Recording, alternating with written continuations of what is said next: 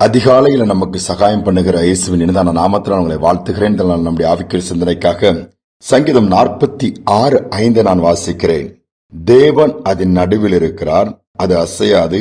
அதிகாலையிலே தேவன் அதற்கு சகாயம் பண்ணுவார். அதிகாலையிலே தேவன் அதற்கு சகாயம் பண்ணுவார். அதிகாலையிலே சகாயத்தை கொடுக்கிற, சகாயம் என்று சொன்னால் உதவி செய்கிற, நமக்கு நன்மை கொடுக்கிற, நமக்கு வழி நடத்துகிற ஆண்டவர் நமக்கு உண்டு என்பதை நாம் மறந்துவிடக் கூடாது.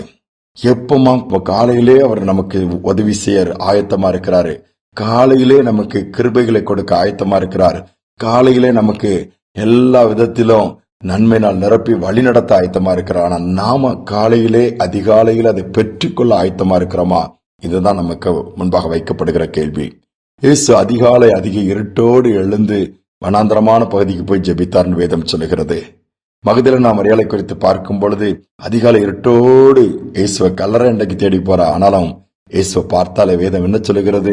அதிகாலை தேடுவோர் என்னை கண்டடைவார்கள். இயேசுவை பார்க்கணுமா, அவருடைய சத்தத்தை கேட்கணுமா? சரியான நேரம் அதிகாலை. எழுந்து பூமியே உள்ள ஜனங்கள் எல்லாம் தூங்கிட்டு இருப்பாங்க, எல்லா இடத்துல அமைதி இருக்கும். காலை நேரத்துல ஆண்டவரே சொல்லி கேட்டு ஒரு கூப்பிட்டு ஒரு வார்த்தை பேசிட்டு அமைதியா இருந்தா அவர் பேசுவாரு. அவருடைய சாயலை தரிசிக்கும்படியாய் முன்பாக வெளிப்படுவார்.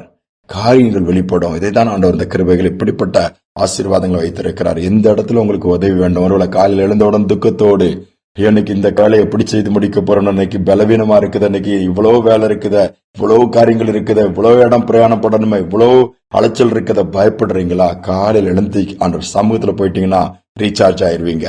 அவர் உங்களை நிரப்பிடுவாரு, பலப்படுத்திடுவாரு, உதவிகளை கொடுத்துருவாரு. உற்சாகமா புறப்பட்டு போய் திரும்பி அந்த இரவு முழங்கால் படிவிட்டு ஆண்டவருக்கு நன்றி சொல்லுகிற இரவா இருக்கும். இல்லைன்னா இரவு முழங்கால் போடக்கூட மனதில்லாம துக்கத்தோடு கண்ணீரோடு படுக்கைக்கு சொல்லுகிறதா இருக்கும். நீங்க அநேகருடைய வாழ்க்கை அப்படித்தானே இருக்குது. ஏன் உயர்வு இல்லை, ஏன் மாற்றம் இல்லை, ஏன் விடுதலை இல்லை, ஏன் அற்புதம் இல்லை? அதிகாலை நேரத்தை நாம் ஆண்டவருக்கு கொடுக்காததினால தானே. ஆபிரகாம் லிங்கன் அமெரிக்காவின் பெரிய ஜனாதிபதி, உங்களுக்கு தெரியும். அவருடைய ஆரம்பம் மிகவும் அற்பமா இருந்துச்சு. தாய் ஒரு காரியத்தை கற்றுக் கொடுக்கிறார்கள், அதிகாலை ஆண்டவருக்கு நீ கொடுக்கணும், வேதத்தை வாசித்து தியானித்து அவருடைய சமூகத்துல செலவழிக்கணும். மற்றபடி கல்வி கற்க எந்த வாய்ப்பும் இல்லை, வசதி இல்லாத குடும்பம், பிறகு விட்டினார் சொல்லப்பட்டிருக்கிறது சிறு வயதிலே.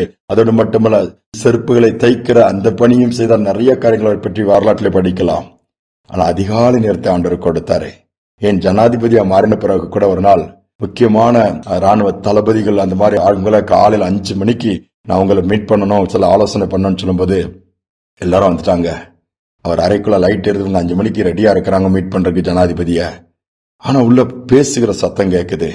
இங்க அந்த ராணுவ தளபதிகளுக்கு குழப்பமாயிடுச்சு. நம்மள 5 மணிக்கு வர சொன்னாங்க, நம்ம வந்துட்டு நமக்கு முன்னாடி யார் வந்திருப்பா, யார்கிட்ட அவர் பேசிட்டு இருப்பாரு, நமக்கு முன்னாடி கூட யாரோ வந்திருக்கிறாங்கன்னு சொல்லி அவங்களுக்கு எல்லாத்துக்கும் ஒரு ஆன்சைட்டி, யாரா இருக்கும்னு சொல்லிட்டு அவர் கொஞ்ச நேரம் ஆன உடனே கதவை திறக்கிறார், வாங்க உள்ள வாங்க. நான் யாருமே இல்லை, யாருமே இல்லை.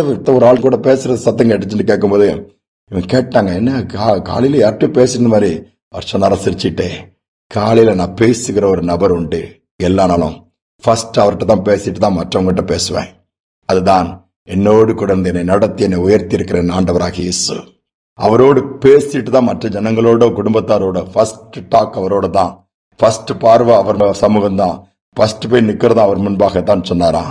எல்லாவற்றிலும் உயர்ந்திருந்தார். அதிகாலை அதற்கு சகாயம் பண்ணுவேன்னு சொன்னவர் நமக்கு சகாயம் பண்ண காத்துட்டு இருக்கிறாரே. நாம் ஆயத்தமா இருக்கிறோமா? ஏன் முயற்சி எடுத்து பார்க்க கூடாது?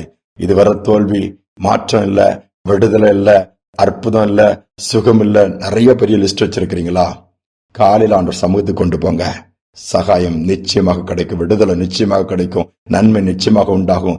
பிள்ளைகளுக்காக ஜெபிக்கலாம், வீட்டில் உள்ளவங்களுக்காக ஜெபிக்கலாம். ஜெபித்து ஜெபித்து சோர்ந்து போனாலும் அதெல்லாம் ஒரு பக்கம் இருக்கட்டு. காலையில நம்முடைய சமூகத்துல வந்துட்டப்பா, என்னை கண்ணோக்கி பாரோன்னு சொல்லி கேளுங்க. கண்ணோக்கி பார்ப்பார், கரம் பிடித்து நடத்துவார், கண்மலையின் மேல் உயர்த்துவார். இந்த சிந்தனையோடு ஜெபிப்போமா? அன்பின் தகப்பனே, இந்த நாள் நம்முடைய சமூகத்தில் நாங்க வந்திருக்கிறோம்ப்பா. முடியாத காரியம் ஒன்றுமே இல்லை. அநேக நேரம் காலையிலேயே இந்த சமூகத்துக்கு வரணும்னு விரும்புறோம். காலை தேடுவோர் உண்மை கண்டடைவார் சொன்னது மாதிரி அநேக நேரம் அதிகாலையில் எங்களால் உங்களுடைய சமூகத்துக்கு வர முடியல, சரீர பலவீனம் சொல்லுகிறோம், அல்லது எங்களுடைய வாழ்க்கை ஸ்டைல் எல்லாமே அனுபவங்கள் எல்லாம் சூழ்நிலை மாறிடுச்சுப்பா. இந்த நாளிலும் கூட வேதனையோடு இருக்கிற பிள்ளைகள், கண்ணீரோடு இருக்கிற பிள்ளைகள், ஒவ்வொரு நாளும் படுகிற பாடுகள், கடந்து போற பாதைகளின் நெருக்கங்கள் எல்லாவற்றின் நிமித்தமாய் அதிகாலை உம்மை நோக்கி பார்க்கும் பொழுது என் தேவனுடைய மனதிருக்கம் இறங்கி வரட்டும். அவர்கள் உம்மை காணத்தக்கதாய், உம்முடைய வல்லமையை அனுபவிக்கத்தக்கதாய், உம்முடைய தொடுதலை உணரத்தக்கதாய் ஒரு புதிய பலனை பெற்றுக்கொண்டு உம்மிடத்திலிருந்து அந்த ஒத்தாசை சகாயத்தை பெற்று அந்த நாளை உற்சாகமாய் தொடங்க உதவி செய்யுங்கப்பா. யாரெல்லாம் பக்கம் இந்த நாளிலே காலை நேரத்தில் உம்மை நோக்கி பார்க்கிறாங்களோ, இந்த நாள் முதல் ஒவ்வொரு நாளும் காலைமை தேட உதவி செய்யுங்கப்பா. அதுல நான் மரியாளுக்கு உண்மை வெளிப்படுத்தினீங்க. நீங்க காலையிலே போய் ஜெபம் பண்ணீங்க, பிதாவின் சமூகத்துல போய் இருந்தீங்க. அதே வண்ணமாய் ஒவ்வொருவருக்கும் அந்த அனுக்கிரகம் உண்டாகட்டும். காலை நாங்கள் முதலாவது செலவழிக்கிற நேரம், முதலாவது நமக்கு முன்பாக நிற்கிற அந்த அனுபவம், அந்த ஒரு பாக்கியம் உண்டாகட்டும். தாழ்த்தி ஒப்புக் கொடுக்கிற துதிகனமை ஏற்றுக்கொள்ளும் இயேசுவின் நாமத்தில் பிதாவே, ஆமேன், ஆமேன். காலை நேரத்தில் ஆண்டவருடைய சமூகத்துக்கு வருவோம். அவருடைய சமூகத்திலிருந்து நமக்கு சகாயம் உண்டாகும்படியாய் கர்த்தர் அனுக்கிரகம் பண்ணுவார். சூழ்நிலைகள் தலைகளாய் மாறும். இந்த சிந்தனையோடு இந்த நாளை தொடருவோம். மீண்டும் நாளை தினம் சந்திக்கலாம்.